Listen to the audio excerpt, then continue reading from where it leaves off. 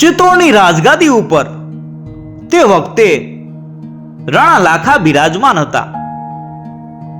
પોતાના શૌર્યથી યુદ્ધમાં દિલ્હીના બાદશાહ લોદીને તેમણે હરાવ્યો હતો. એમની કીર્તિ ચારેય બાજુ ફેલાયેલી હતી. રાણાના પુત્રોમાં ચંડ સૌથી મોટા હતા અને ગુણોમાં પણ બધાથી ચડિયાતા હતા. જોધપુરના રાઠોડ રાજા રણમલજીએ રાજકુમાર ચંડ સાથે પોતાની પુત્રીનો વિવાહ કરવા માટે ચિત્તોડ શ્રીફળ મોકલ્યું. તે વખતે જોધપુરથી શ્રીફળ લઈ બ્રાહ્મણ રાજસભામાં પહોંચ્યા. ત્યારે રાજકુમાર ચંડ ત્યાં હાજર નહોતા. બ્રાહ્મણે જ્યારે કહ્યું કે રાજકુમાર માટે હું શ્રીફળ લઈને આવ્યો છું, ત્યારે રાણા લાખાએ મસ્કરીમાં કહ્યું, હું તો સમજો કે આ મારા માટે તમે શ્રીફળ લાવ્યા છો અને મારી સાથે રમત કરવા માંગો છો. રાણાની વાત સાંભળી બધા લોકો હસવા લાગ્યા. રાજકુમાર ચંડ તે જ વખતે દરબારમાં આવી રહ્યા હતા. તેમણે રાણાના શબ્દો સાંભળી લીધા હતા. અત્યંત નમ્ર ભાવે તેમણે કહ્યું, ભલે મસ્કરીમાં પણ જે કન્યાના શ્રીફળને પોતાના માટે આવ્યાનું મારા પિતાએ લખ્યું, એ તો હવે મારી માતા થઈ ચૂકી છે.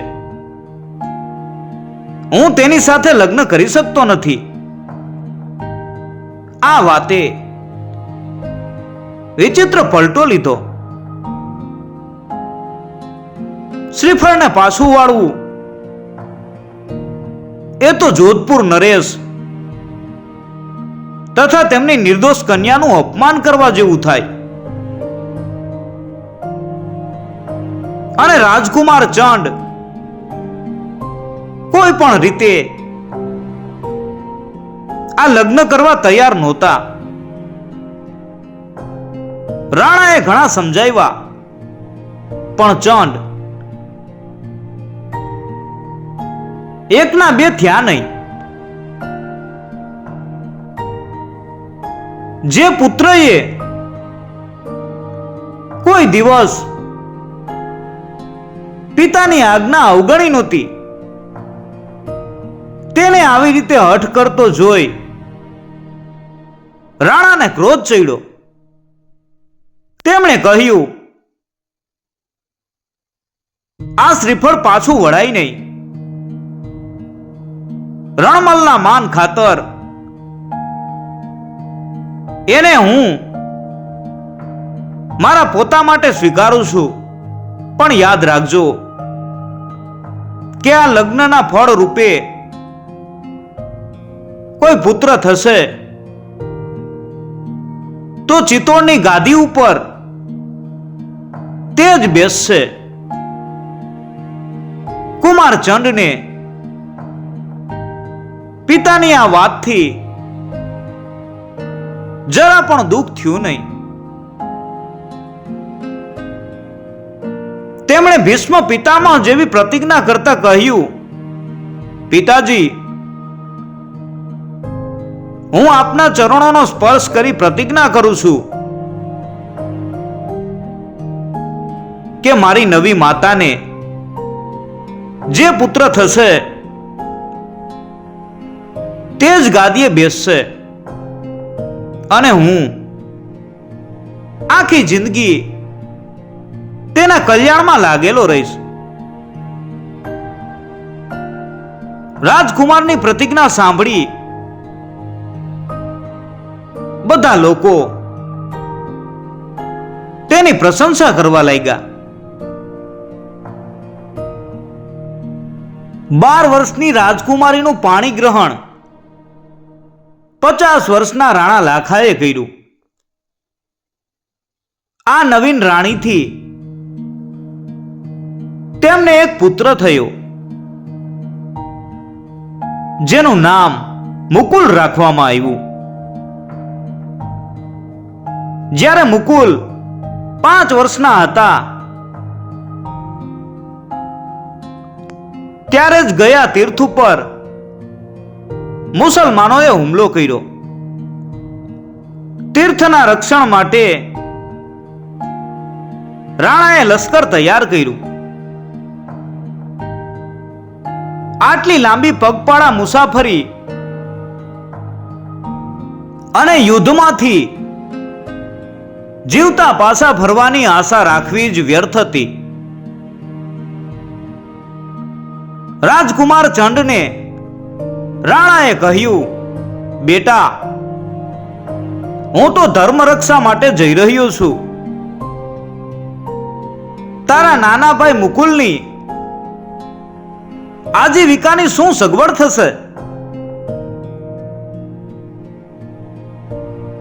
ચંડે કહ્યું, ચિત્તોડની રાજગાદી એની જ છે. રાણાની મરજી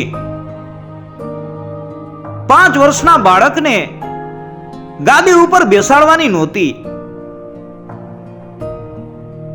ચંડને તેમણે ઘણી રીતે સમજાવ્યો, પણ તેઓ તો પોતે લીધેલી પ્રતિજ્ઞા ઉપર અવિચળ રહ્યા. રાણાના દેખતા જ તેમણે મુકુલનો રાજ્યાભિષેક કર્યો અને બધાથી પહેલા પોતે તેમનું સન્માન કર્યું. રાણા લાખા યુદ્ધે ચડ્યા અને પાછા ફર્યા નહીં. રાજગાદી ઉપર મુકુલને બેસાડી ચંડ તેમના વતી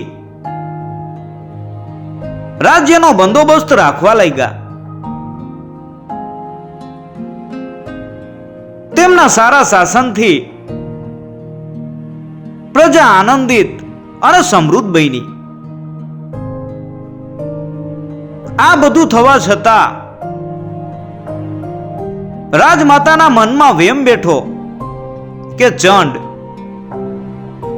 મારા દીકરાને દૂર કરી પોતે જ રાજ્ય લેવા માંગે છે. તેમણે આ વાત જાહેર કરી.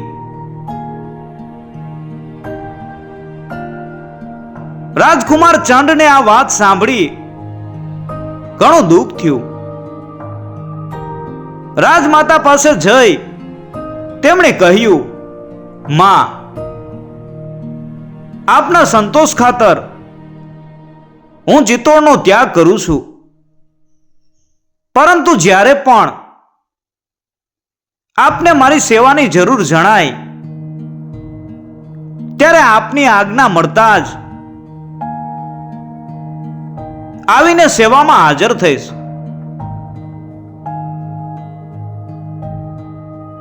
ચંડના ચાલ્યા ગયા પછી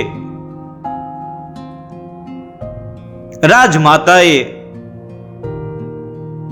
જોધપુરથી પોતાના ભાઈ રણમલને બોલાવી લીધો. રણમલજી પોતાના ઘણા સેવકો સાથે ચિત્તોડ આવ્યા. થોડા દિવસોમાં તેમની દાનત બદલાઈ ગઈ.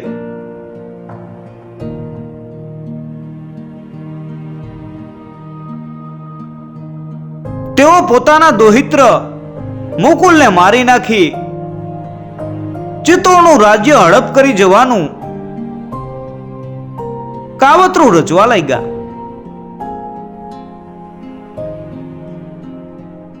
રાજમાતાને એની જાણ થતા તેઓ ઘણા દુઃખી થયા. હવે તેમનું કોઈ મદદગાર નહોતું. તેમણે દુઃખપૂર્ણ હૈયે ચંડને કાગળ લખી તેમની માફી માગી અને ચિત્તોડના બચાવ માટે તેમને બોલાવ્યા. સંદેશો મળતા જ ચંડ પોતાને કામે લાગ્યા. છેવટે ચિત્તોડને રાઠોડોના પંજામાંથી તેમણે છોડાયું. રણમલ અને તેમના ગોઠિયાઓ મરાયા અને તેમના પુત્ર